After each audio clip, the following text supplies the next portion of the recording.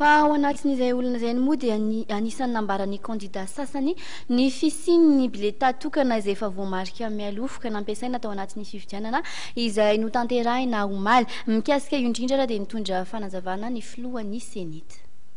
Tsara ngamba ny aloha dia mba hoetrin'ilay olona makany amin'ny Cenit le izy mba anananay an'ilay pièce justificative fa ny zavatra tenenina foana ange zapo tsara za zany tsy matoky raha sy ny taratasy tonga eo ampelantanana azo porofona ange le izy hoentina le profe zay no mahatonga ny Cenit amin'izao fotoana izao ny Cenit aloha dia miasa ao anatin'ny mangarahara tanteraka ary raha ohatra ka misy zay zavatra zay dia zon'ilay olona tanteraka koa no mitondra ny raharatsy eo amin'ny fitsarana mahefa misy zany ny voie légale azontsika rahana tsara mihitsy ka azo atao ny mitondra an'izay raharaha zay amin'ny fitsarana mahefa raha misy zay atao hoe fraude na misy zay zavatra zay hatramin'izao aloha zany zay ataoko hoe 600 PV na bureau de vote zay